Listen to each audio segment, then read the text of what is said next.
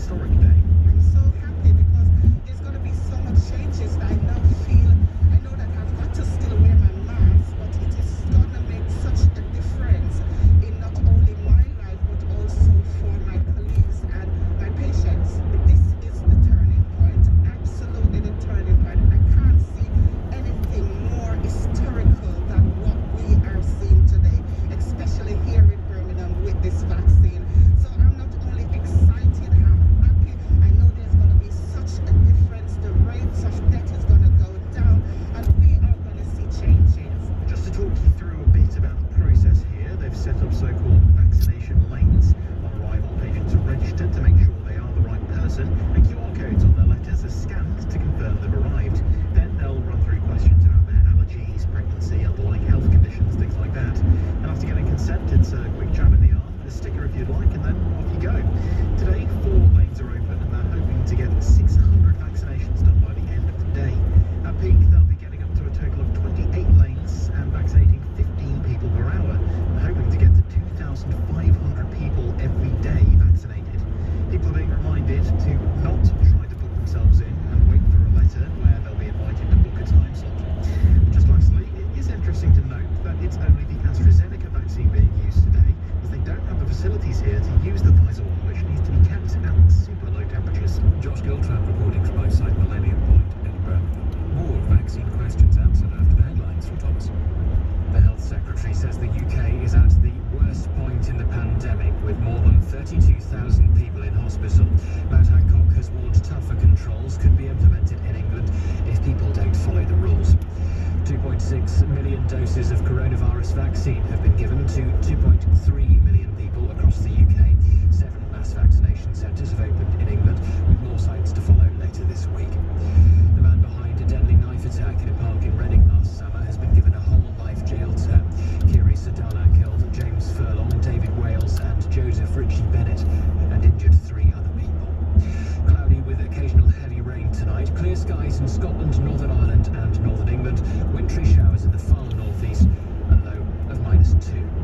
Nick Ferrari at breakfast. LBC. Nadim Zahawi's Conservative MP and Minister for Vaccine Deployment. Residents in care homes have been betrayed. Care providers say they're left in the dark and the promises of vaccinations just not happening. This is report correct, Minister? Some areas, Nick, have completed the vaccination program. Out of the 28 providers, 17, not a single resident have been vaccinated, Minister. When will the situation improve in care homes? Care home residents and care home staff will be vaccinated by the latest November. That's over a month. We need to be prioritising delivery to care homes. Nick Ferrari at breakfast. Weekday mornings from 7, LBC. You can always trust those old family photos to spark off nostalgia. Throwback to impressive perms, shell suits and avocado bathrooms. Your home contains precious memories, so protect it with a security system to make sure you're looking back for all the right reasons. Just visit trustedtrader.com and search through plenty of vetted, reviewed, reliable professionals in an abundance of trades. Like alarmingly good security installers. This is not just salmon. This is responsibly sourced M&S salmon. Always Scottish, just £4 for 2 fillets every day. We have hundreds of remarkable value products to enjoy. This is not just value. This is here to stay every day. Remarkable value from M&S. All our stores are open. What does it take to help a teenage girl living with cervical cancer? Making a nice cuppa, fetching a blanket, giving boy advice, and having a conversation about freezing her eggs in case the treatment leaves her infertile. We do whatever it takes to help people living with cancer, but we can only do it with your help. Donate online today at macmillan.org.uk. Macmillan Cancer Support. Whatever it takes.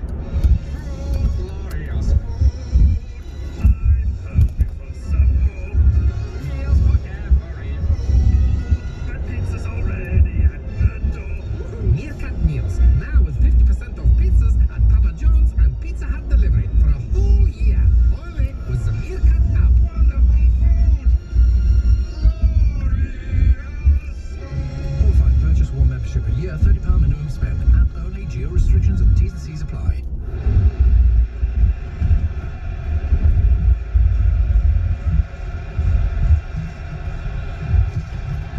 They don't chant your name when you give blood or sing songs about you. But patients and their families will remember you forever. Because your blood can change their lives. We need more blood donors in Tooting, the West End and Edgware. Bleed for London. Join us today at blood.co.uk. The latest government guidance requires everyone to stay at home. TfL services continue to run for those who need to travel for legally permitted reasons. If you need to travel, please walk or cycle if you can. If you are using public transport, Please plan ahead and travel at quiet times.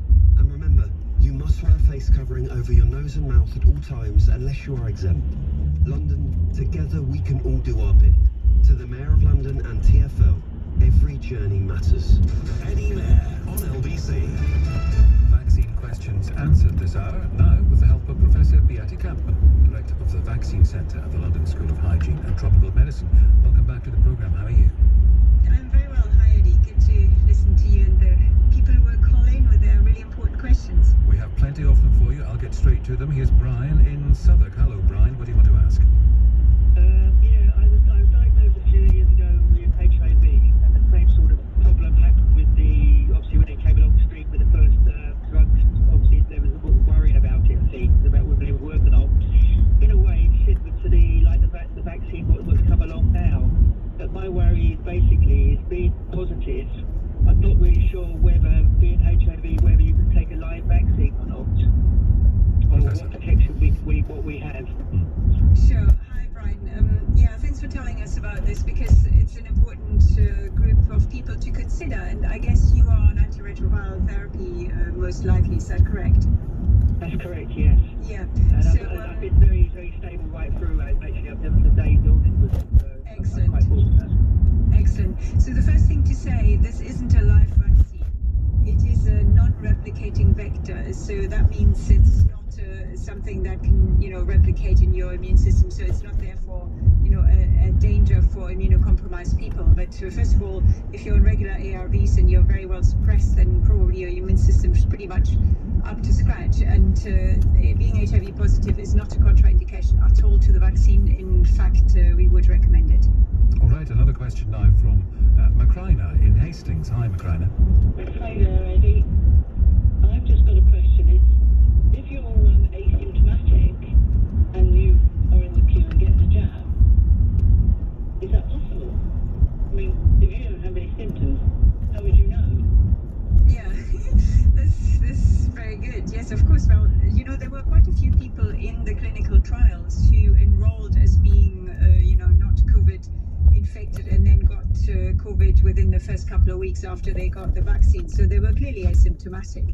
And it just means that it probably won't suppress the infection that you have. But if you're asymptomatic, you won't know. And the vaccine will then just boost the immune response that you're already naturally making. Good question, good answer. If you have a question for Professor Beate Kampmann, ask it now. 0345 6060 973. Everyone talking about vaccines today, and we thought we'd give you this opportunity if you have a question to put it to an expert. And no one better than the Professor. Here's Ellie now in Newcastle. Hello, Ellie. Hello, Eddie, and thank you very much indeed for all of these vaccine call-ins on your shows. I'm always love listening into them. And I just wanted to call in and say how very excited I am about the COVID vaccines coming out. I was lucky enough to be included in the Oxford trial last year through the Newcastle Hospitals Trust and have now been confirmed as having actually received the 2 doses of COVID-19 in June and September. My question to the professor would be, when would the vaccine experts recommend future doses for trial participants coming up in this next year? Would they recommend them at the end of the year or sooner? Hi, Ellie. Well, first of all, thank you for participating in the trial, because without people like you, we could have never gotten to the space where we are now of having actually 3 approved vaccines already out there, which is great. So I bet you are still in the trial for follow-up, right? Yes. Yeah, because the follow-up is for 2 years in most of the people. So it is a question you definitely need to put to your trial investigators. And I think we will know more about when is the right time for a booster, or if a booster is needed, once we have seen some more antibody profiling from the time that you actually got the vaccine. Because with you, it's great because we know exactly what you got, when you got it, and they're probably still following you with regular blood tests to see what is happening to your antibodies. And once we've done that for a large number of people in the trials, we can then actually see much better what happens to the antibody and how long it might be there, how long it might go away, or how quickly it might go away. And that will give us an excellent indication for when people might have to have a booster. So I can't answer your question now, but your trial people will follow you very, very closely, and they will then help you to address this question, but also all of us. Brilliant. Okay, thank you. Thank you, Ellie, and thank you for what you did for us. Here's Christine now in Weybridge. Hi, Christine. Hi Eddie. Hi Doctor. I have severe asthma and take Flutiform 250 micrograms BD. I also carry an EpiPen because I get severe allergic reactions and no one's been able to pinpoint what I'm allergic to. It's usually eggs, seeds, colouring, etc. It's not LBC, is it? Pardon? It's not LBC you're allergic to. A lot of people have that. Possibly. Now, I wrote to my doctor about 5 weeks ago and I'm still waiting for a response. The last thing I heard was that people that carry an EpiPen shouldn't receive the Pfizer vaccine. Does the same apply to the Oxford vaccine? Because at the moment I'm totally in the dark whether I'll be offered a vaccine, and if I'm offered a vaccine, would it be in a clinical setting whereby I'm actually monitored for 15 to 20 minutes so I don't get an allergic reaction where my tongue swells quite severely and I struggle to breathe? Yeah, I mean, allergic reactions are they are rare, but they can occur, and we were alerted to this quite early from a couple of people who got an allergic reaction, and they turned out to be people who also had EpiPens and a history of allergies, so I'm not surprised you're concerned about this.